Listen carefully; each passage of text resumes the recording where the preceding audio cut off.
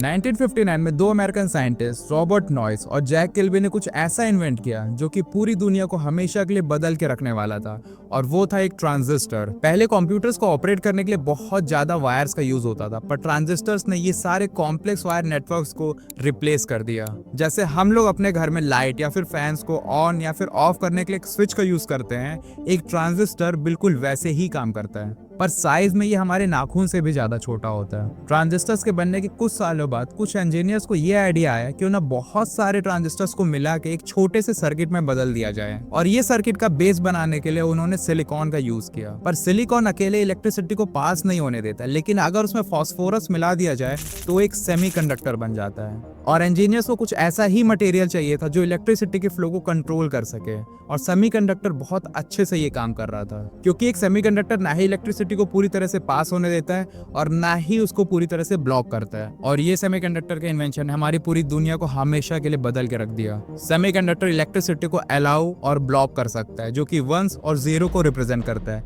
ये वही लैंग्वेज है जो एक कंप्यूटर यूज करता है अपने आप को ऑपरेट करने के लिए। आप में से बहुत लोगों को पता हो कि हमारा कंप्यूटर बाइनरी लैंग्वेज में चलता है, जो कि 1 और 0 की लैंग्वेज होती है, और ये सारे ट्रांजिस्टर्स को कंबाइन करके लॉजिक गेट्स बनाए जाते हैं, जैसे कि एंड गेट, और गेट या फिर नॉट गेट। और जब करोड़ों ट्रांजिस्टर्स के इलेक्ट्रिक सिग्नल्स को एक स्पेसिफिक पैटर्न में ऑन या फिर ऑफ किया जाता है, तो इसका यूज करके हम लोग कॉम्प्लेक्स मैथ्स प्रॉब्लम को सॉल्व कर सकते हैं, और ये सारा कैलकुलेशन मिली सेकेंड्स में होता है। और इसीलिए एक सिलिकॉन प्लेट में जितने ज्यादा ट्रांजिस्टर्स होंगे वो सेमीकंडक्टर उतना ही फास्ट होगा, और सेमीकंडक्टर के कारण ही हमारे लैपटॉप्स, फोन्स, टीवी हर साल कॉम्पैक्ट होते जा रहे हैं। ये पूरी टेक्नोलॉजी के पीछे रिसर्च और डेवलपमेंट अमेरिका की ही थी, इसीलिए वो इस टेक्नोलॉजी में सबसे आगे थे। अब चाहे वो सेमीकंडक्टर्स को डिजाइन करना हो या फिर सेमीकंडक्टर मैन्युफैक्चरिंग प्रोसेस के लिए जो सॉफ्टवेयर का यूज होता है उसको बनाना हो, अमेरिका सबसे आगे था। एक टाइम ऐसा भी था जब सेमीकंडक्टर मैन्युफैक्चरिंग में सबसे बड़ा प्लेयर अमेरिका था। अमेरिका सेमीकंडक्टर्स का यूज अपने स्पेस प्रोग्राम्स, ऑटोमोबाइल इंडस्ट्रीज और डेली यूज में आने वाले गैजेट जैसे कि फोन्स, कैलकुलेटर्स, लैपटॉप्स, इन सब में करता था।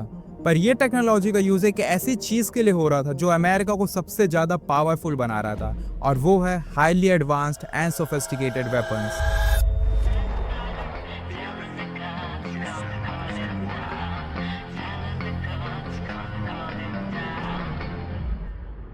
You can run on for a long time, run on for a long time, run on for a long time, sooner or later.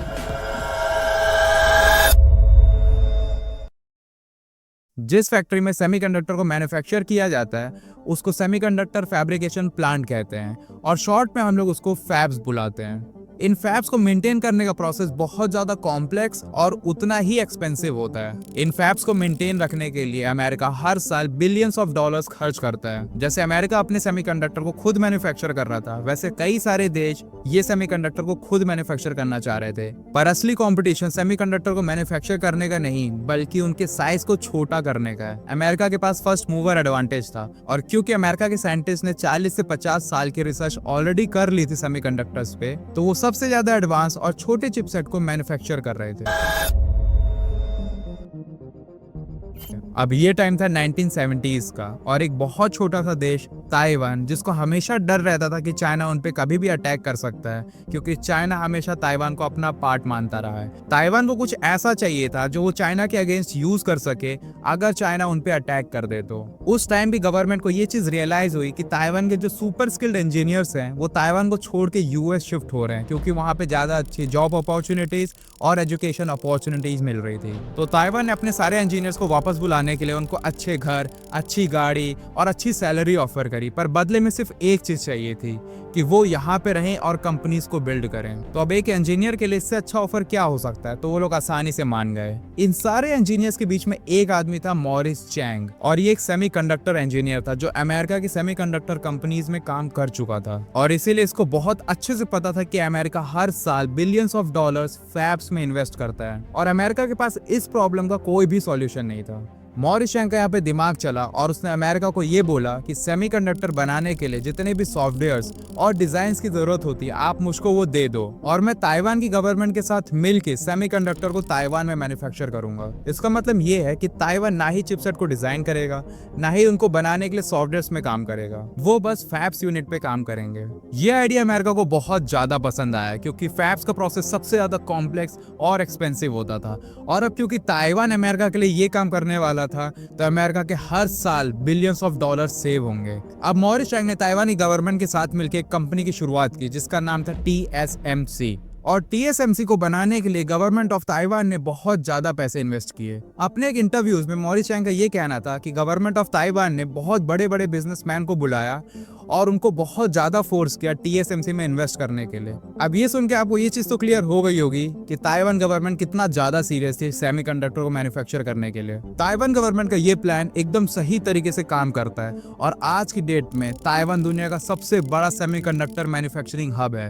America भले ही सेमीकंडक्टर के चिप्स को डिजाइन करता है, उनको बनाने के लिए सॉफ्टवेयर को भी डिजाइन करता है, पर फिजिकल चिप्स के लिए वो आज ताइवान पे डिपेंडेंट है और ताइवान दुनिया के 90% सेमीकंडक्टर को मैन्युफैक्चर करता है।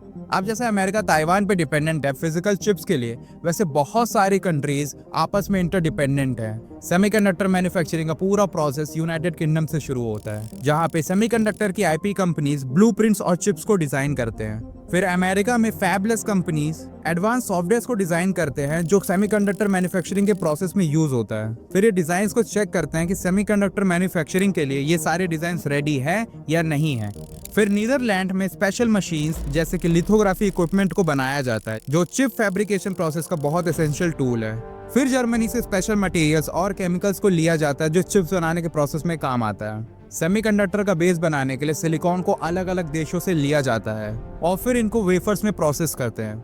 अब ग्लोबली जितने भी फैब्रिकेशन यूनिट्स हैं वहाँ पे ट्रांजिस्टर्स की लेयर को और सर्किट्स को सिलिकॉन वेफर्स में बनाया जाता है और यहाँ पे फाइनली एक सेमीकंडक्टर बन के तैयार होता है। ये सब होने के बाद सारे चिप्स को फिर से अमेरिका लाया जाता है और उनकी टेस्टिंग की जाती है। टेस्टिंग करने के बाद इसको मलेशिया भेजा जाता है जहाँ पे इसमें पैकेजिंग और असेंबली का काम होता है। अब ये चिप्स चाइना जैसे देशों के पास जाते हैं और इनमें से एंड प्रोडक्ट बनाया जाता है जैसे कि स्मार्टफोन्स या फिर इलेक्ट्रॉनिक्स और फाइनली ये सब प्रोसेस होने के बाद ये कस्टमर यानी हम तक पहुंचता है। अब सेमीकंडक्टर सप्लाई चेन देख के आपको बहुत अच्छे से समझ में आ गया होगा कि हम लोग की दुनिया कितनी ज्यादा इंटरकनेक्टेड है। अब यहाँ से चाइना की कहानी शुरू होती है। चाइना को हमेशा से ये हाईटेक चिप्स अपने देश के लिए चाहिए था, पर ये चिप्स को डिजाइन और मैन्युफैक्चर करना कोई आसान काम नहीं है। तो पता है चाइना ने क्या किया? चाइना ने सारे चिप्स ताइवान से खरीदना चालू कर दिया। चाइना ने इतने सारे सेमीकंडक्टर चिप्स खरीदे कि दुनिया के 40% चिप्स वो ताइवान से खरीद रहा था। ये एडवांस सेमीकंडक्टर चिप्स का यूज चाइना अपनी मिलिट्री, रेडार्स और इकोनॉमी को बूस्ट करने के लिए कर रहा था। अमेरिका को बहुत ज्यादा कॉन्फिडेंस था कि सेमीकंडक्टर की सप्लाई चेन में सबसे ज्यादा कंट्रोल अमेरिका का है और चाइना भले ही कितना भी सेमीकंडक्टर खरीद ले ताइवान से, वो अपनी टेक्नोलॉजी को इतना ज्यादा नहीं बढ़ा सकता कि वो अमेरिका को बीट कर पाए।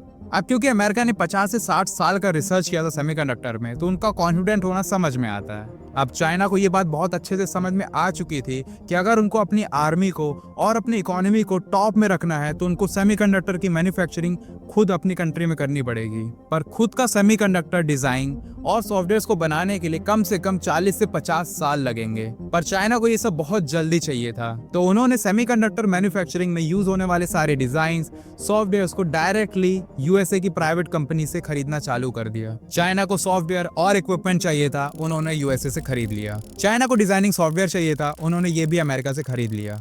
चाइना को हाईटेक चिप्स की जरूरत थी, उन्होंने ये भी अमेरिका से खरीद लिया। अमेरिकन कंपनीज ने सारे डिजाइन, सारे सॉफ्टवेयर, यहाँ तक कि सारे रिसर्च को चाइना को बेच दिया, पर अमेरिका को ज्यादा इससे फर्क ही नहीं पड़ा। लेकिन 2021 में चाइना ने एक एडवांस वेपन सिस्टम बनाया, स्पेसिफिकली एक हाइपरसोनिक मिसाइल डेवलप करी जो अमेरिका अपने रडार तक में कैच नहीं कर सकता था। और गेस करो ये हाइपरसोनिक मिसाइल में किसके सेमीकंडक्टर यूज हुए थे? Yes, you are right, America के। ये सारे सेमीकंडक्टर्स के डिजाइन अमेरिका के थे और अमेरिका की टेक्नोलॉजी यूज करके चाइना ने अमेरिका को ही पीछे कर दिया और इस बात से अमेरिका को बहुत फर्क पड़ा और अगले ही दिन अमेरिका ने वो सारी कंपनीज को ब्लॉक कर Fundamental change is taking place today, politically, economically and technologically. Biden administration published a large set of export controls on Friday in order to slow Beijing's technological and military. The restrictions will limit Chinese companies' access to advanced computer chips and slow their progress in artificial intelligence. और ये सारे sanctions का मतलब था कि अब China America से कोई भी चिप्स नहीं खरीद सकता। अमेरिका के ये स्टेप के कारण चाइना को तो नुकसान हो ही रहा था, पर अमेरिकन कंपनीज को भी बहुत ज्यादा नुकसान हुआ, क्योंकि चाइना इन प्राइवेट कंपनीज का बहुत बड़ा कस्टमर था। इस बैन के कारण एनवीडिया को $400 मिलियन का नुकसान हुआ और सैमसंग कंपनी को भी इस बैन के कारण बहुत ज्यादा लॉस हुआ। इन कंपनी को बैंकरप्ट होने से बचाने के लिए अमेरिकन गवर्नमेंट ने $1 बिलियन सब्सिडी प्लान लॉन्च किया और अभी रिसेंटली यूएस ने $6.6 बिलियन की फंडिंग दी है TSMC को, ताकि वो यूएस में अपना प्लांट बिल्ड कर सके।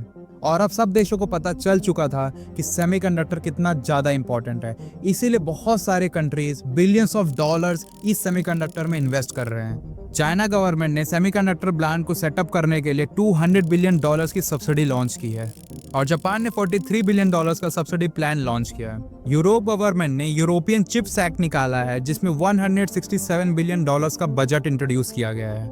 अमेरिका ने $54 बिलियन की पॉलिसीज लॉन्च की है, जिसमें वो रिसर्च और डेवलपमेंट में काम करेगा।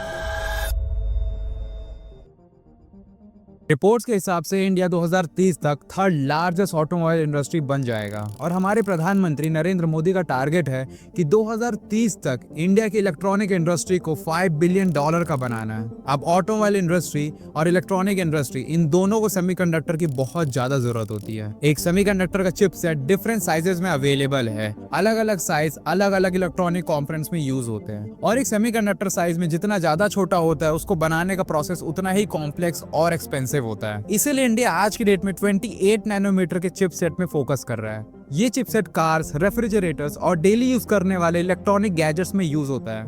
एक सेमीकंडक्टर वैल्यू चेन में 5 क्रूशियल स्टेजेस होती हैं। पहला स्टेज डिजाइन का होता है, यहाँ पे fabulous semiconductor companies, electronic manufacturers और इलेक्ट्रॉनिक डिजाइन कंपनीज आती हैं। Second stage front end manufacturing है, जहाँ पे एक सिलिकॉन के वेफर को मल्टीपल चिप्स में कन्वर्ट किया जाता है।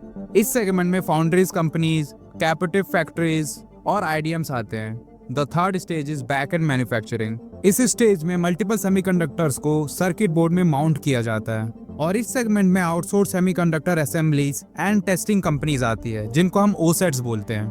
फोर्थ स्टेज है एंड प्रोडक्ट इंटीग्रेशन का। इस स्टेज में इलेक्ट्रॉनिक मैन्युफैक्चरिंग सर्विसेज और ओरिजिनल इक्विपमेंट मैन्युफैक्चरर कंपनीज के द्वारा चिप्स को इंटीग्रेट किया जाता है। And the last stage is consumption. इस स्टेज में जो एंड प्रोडक्ट होता है, जैसे स्मार्टफोन्स, उसको कंज्यूमर्स को सप्लाई किया जाता है। इस ग्राफ में आप वैल्यू चेन के हर सेगमेंट का मार्केट साइज देख सकते हैं।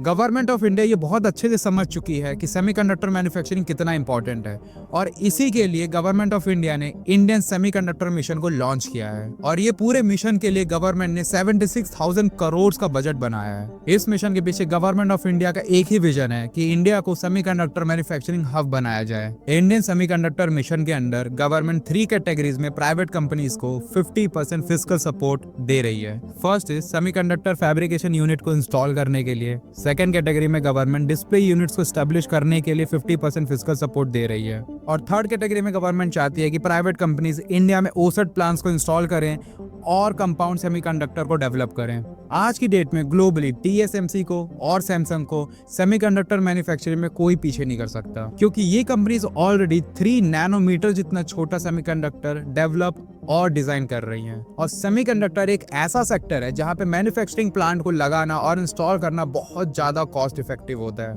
ऑटोमोबाइल प्रोडक्शन के एक्सपेंशन के लिए $10 बिलियन लगते हैं, लैपटॉप्स के लिए $11 बिलियन, टैबलेट के लिए $12 बिलियन, स्मार्टफोन के लिए $14 बिलियन, 5G के लिए $16 बिलियन और वर्चुअल रियलिटी के लिए $18 बिलियन का इन्वेस्टमेंट लगता है। इसीलिए सेमीकंडक्टर सेक्टर में एक्सपेंशन करना बहुत ज्यादा कॉस्टली होता है। इंडिया में 28 नैनोमीटर के चिपसेट मैन्युफैक्चरिंग में मल्टीपल कंपनीज इन्वेस्ट कर रही हैं। Micron is investing $2.75 billion, Kaynes technology $344 million invest करने वाली है। CG power announce the investment of $79 million और टाटा इलेक्ट्रॉनिक गुजरात ने मल्टीपल फैब्रिकेशन यूनिट इंस्टॉल कर रहा है। एक सेमीकंडक्टर को मैन्युफैक्चर करने के लिए बहुत ज्यादा रॉ मटेरियल्स की जरूरत होती है। Nearly 250 types of special gases और 300 टाइप्स ऑफ स्पेशल केमिकल्स की जरूरत पड़ती है। ये पूरे सेमीकंडक्टर सेक्टर को मैंने 13 डिफरेंट कैटेगरी में डिवाइड किया है और हर कैटेगरी में डिफरेंट कंपनीज हैं जिनको सीधा फायदा मिलेगा। The first category is industrial gases पे लिंडे इंडिया और आइनॉक्स इंडिया का डायरेक्टली इन्वॉल्वमेंट है। ये कंपनीज क्रायोजेनिक टैंक्स को सप्लाई, मैन्युफैक्चर और इंस्टॉल करती हैं और नेचुरल गैसेस को स्टोर करने के लिए, ट्रांसपोर्टेशन करने के लिए और डिस्ट्रीब्यूशन करने के लिए इन्हीं कंपनीज का यूज किया जाता है। सेकंड कैटेगरीज में वो कंपनीज आती है जो इंडस्ट्रियल गैसेस को हैंडल करती है, जैसे कि कायंस टेक्नोलॉजी। थर्ड कैटेगरी है आउटसोर्स असेंबली और टेस्टिंग की। इस कैटेगरी में सीजी पावर सॉल्यूशंस है। सेमीकंडक्टर मैन्युफैक्चरिंग के प्रोसेस में हाई ग्रेड स्टील पाइप्स का बहुत ज्यादा यूज होता है और इसी के लिए Venus pipes, Ratnamani metals and tubes limited जैसे कंपनीज को कॉन्ट्रैक्ट दिया जाता है। और सेमीकंडक्टर सीडीएमओ कॉन्ट्रैक्ट के under Jubilant company 4 different chemicals में काम कर रही है, जिसमें वो केमिकल के मैन्युफैक्चरिंग और प्रोसेसिंग का ध्यान रखती है। Next category is designing of semiconductors. इस कैटेगरी में तेजस नेटवर्क्स है जो 5G के लिए सेमीकंडक्टर के चिप्स को डिजाइन कर रहा है। अदर कैटेगरीज ERD सर्विसेज, इसमें चिपसेट को डिजाइन करना, डेवलप करना और टेस्ट करना और फिर मेंटेनेंस के पूरे डेवलपमेंट चेन का ध्यान रखा जाता है। यहाँ पे Tata Elxsi, SCL, Cyient, L&T technology services जैसी कंपनीज आती हैं। अब सेमीकंडक्टर मैन्युफैक्चरिंग में पॉलीमर्स का बहुत ज्यादा यूज होता है, जिसमें गुजरात फ्लोरोकेमिकल्स की कंपनी आती है। Now another category is manufacturing of CNC machines. CNC machines मतलब कंप्यूटर न्यूमेरिकल कंट्रोल मशीन्स। ये प्री प्रोग्राम कंप्यूटर सॉफ्टवेयर्स होते हैं जो फैक्ट्रीज के छोटे छोटे टूल्स के मूवमेंट के लिए रिस्पॉन्सिबल होते हैं। यहाँ पे मैक पावर हो गई और एक ज्योति कंपनीज हो गई, ये दोनों बहुत अच्छा काम कर रही हैं। अब मैं आपको ऐसे 4 कंपनीज के बारे में बताने जा रहा हूँ जो कि असेंबली और टेस्टिंग ऑफ सेमीकंडक्टर्स के लिए रिस्पॉन्सिबल है। सबसे पहले आपको ये पता होना चाहिए कि ग्लोबली जितने भी OSAT कंपनीज हैं उनका ROCE 15 to 20% होता है। सीजी पावर, रेनेसास और स्टार माइक्रो इलेक्ट्रॉनिक्स के साथ टाई अप करके गुजरात में एक OSAT प्लांट बिल्ड कर रही है। The size of capex is 7600 crore over 5 years और कंपनी का एक्सपेक्टेशन है कि प्रॉफिट बिफोर टैक्स का मार्जिन 10% होगा। टाटा इलेक्ट्रॉनिक का fabrication unit 4th quarter of 2027 में आएगा और एक्सपेक्टेड है कि 2027 के 3rd क्वार्टर में ट्रेडिशनल OSATs फंक्शन करने लगेगा and in the 2nd quarter of 2028 advanced OSAT will also be functional. Total integrated circuit packaging business have a market size of $67 billion and it is divided into traditional packaging and advanced packaging. I hope आपको ये video देख के समझ में आ गया होगा कि एक सेक्टर के अंडर मल्टीपल सेक्टर्स बनाए जा सकते हैं। अब क्योंकि आपको आइडिया हो गया कि सेमीकंडक्टर्स को हम लोग कैसे मल्टीपल सेक्टर में डिवाइड कर सकते हैं और क्या क्या ग्रोथ अपॉर्चुनिटीज हैं, क्या क्या चैलेंजेस हैं, जब भी फ्यूचर में इंडिया में और अपॉर्चुनिटीज आएगी तो आप बहुत अच्छे से इन्वेस्ट कर पाओगे। और अगर आपको मेरा ये वीडियो देख के थोड़ा सा भी वैल्यू मिला हो तो हमारे चैनल को जरूर सब्सक्राइब करिए और अगर आपके मन में थोड़ा सा भी डाउट है आप कॉमेंट कर सकते हैं, मैं हर कॉमेंट का आंसर करूंगा। और आप ये QR कोड को स्कैन करके हमारे WhatsApp के कम्युनिटी ग्रुप को ज्वाइन कर सकते हैं जो कि टोटली फ्री है।